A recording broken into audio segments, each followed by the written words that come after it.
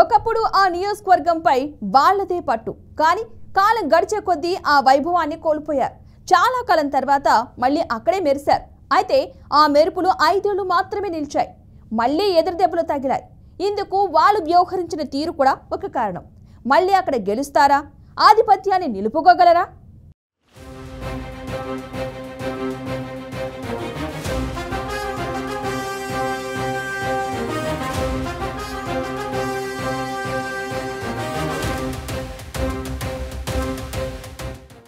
ఆలగడ్డ పేరు చెప్పగానే బాగా గుర్తొచ్చేది 2 కుటుంబాలు. ఒకటి భూమా, 2 గంగుల. వీరే అక్కడ తిరుగులేని రాజకీయం చేశాయి. రాజకీయ వర్గాలుగా దశాబ్ద కాలం వీరి మధ్య ఆధిపత్య పోరు కొనసాగింది. కాంగ్రెస్తో గంగుల కుటుంబం, టీడీపీతో భూమా కుటుంబం ప్రయాణాలను మొదలుపెట్టాయి. గంగుల ప్రతాప్ రెడ్డి, గంగుల ప్రభాకర్ రెడ్డి సోదరులు. దివంగత నేత భూమా నాగిరెడ్డితో రాజకీయంగా తలపట్టారు. ఆలగడ్డకు సుదీర్ఘ రాజకీయ చరిత్ర ఉంది. ఇక్కడ కమ్మని పలకరింపులు ఉంటాయి. రక్తాన్ని మరిగించే ప్రతీకారాలు ఉంటాయి. ఇరు వర్గాల ఫ్యాక్షన్ రాజకీయాలకు చాలా మంది బలైపోయారు.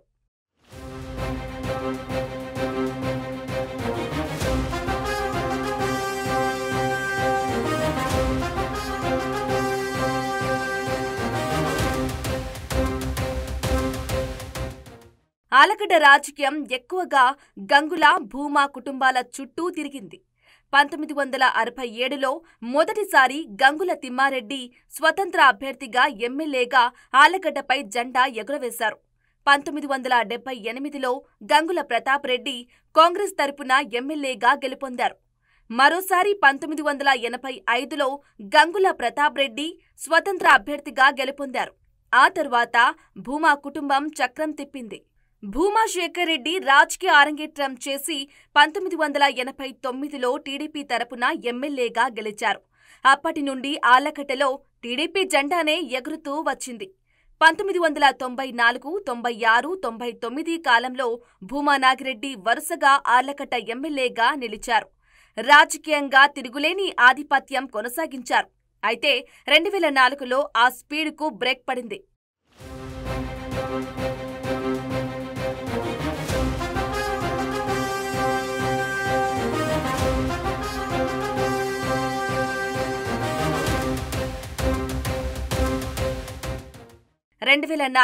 వైఎస్ రాజశేఖర రెడ్డి గాలి వీయటంతో గంగుల ప్రతాప్ రెడ్డి మరోసారి ఎమ్మెల్యేగా గెలుపొందారు. ఆ తర్వాత జరిగిన పరిణామాల వల్ల టీడీపీతో విభేదించి భూమా కుటుంబం చిరంజీవి పెట్టిన పీఆర్పీలో జాయిన్ అయింది. 2009 ఎన్నికల్లో ఆలగడ్డ నుంచి ప్రజారాజ్యం తరపున భూమా శోభానాగిరెడ్డి విజయం సాధించింది. ఆ తరువాత తండ్రిని కోల్పోయి సొంత కుంపటి పెట్టుకున్న జగన్ పార్టీలోకి భూమా కుటుంబం చేరింది.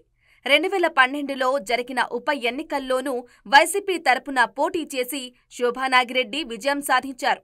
అనూహ్యంగా 2014 ఎన్నికల ప్రచారానికి ముందు జరిగిన రోడ్డు ప్రమాదంలో శోభానాగిరెడ్డి మృతి చెందారు. ఆ తర్వాత జరిగిన రాజకీయ పరిణామాలతో భూమా కుటుంబం టీడీపీలో జాయిన్ అయింది.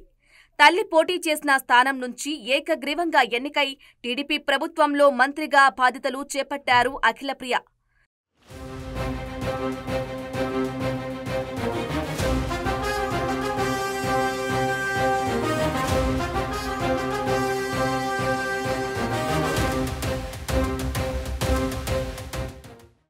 భూమా శోభానాగిరెడ్డి, భూమా నాగిరెడ్డిలు అకాల మరణంతో ఆ కుటుంబంపై ఆలగడ్డలో సానుభూతి పెరిగింది.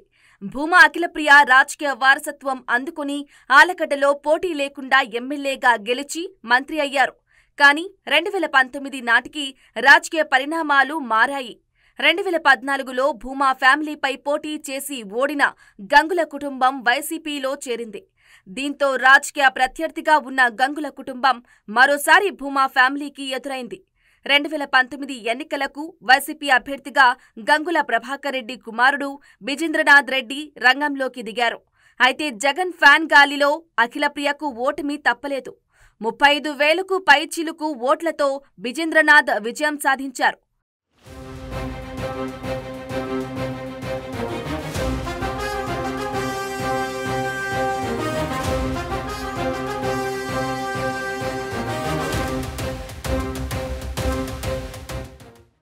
2019లో మంచి విజయాన్ని అందుకున్న గంగుల కుటుంబం ఆ టెంపోను కొనసాగించలేకపోయింది. నియోజకవర్గ అభివృద్ధి కంటే రాజకీయాలకే ప్రాధాన్యత ఇచ్చారనే వాదనలు బలంగా ఉన్నాయి. భూమా కుటుంబంతో ఉన్న రాజకీయ పోరుకే ఎక్కువ సమయం కేటాయించారనే ఆరోపణలు వచ్చాయి. ఈ కారణాల వల్లే ఆలగడ్డలో ఎలాంటి అభివృద్ధి జరగలేదు అనేది గంగుల ప్రత్యర్థి వర్గం వాదన. అంతేకాదు ఫ్యాక్షన్ పగల కోసం చాలా మందిని పొట్టన పెట్టుకున్నారని అంటుంటారు.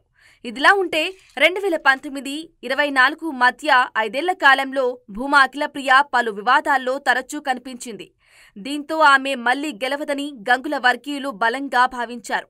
తమ గెలుపు ఈజీ అనుకున్నారు. కానీ కూటమి బలాన్ని అంచనా వేయటంలో తడబడ్డారు. టీడీపీ అభ్యర్థి భూమా అఖిలప్రియ చేతిలో గంగుల విజేంద్రనాథ్ రెడ్డి ఓటమి పాలయ్యారు.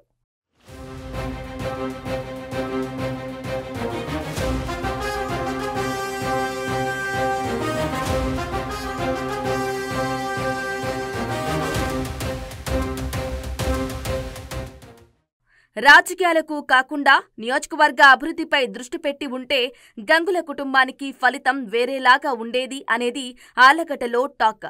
భూమా అఖిలప్రియ ఓటమే లక్ష్యంగా మళ్లీ ఛార్జ్ అవుతున్నారు గంగుల కుటుంబం. మరి గంగుల ఫ్యామిలీ లక్ష్యం నెరవేరుతుందా? 2029 ఎన్నికల్లో అఖిలను ఢీకొట్టి విజయం సాధిస్తారా అంటే అనుమానాలే అని సమాధానాలుగా మిగులుతున్నాయి.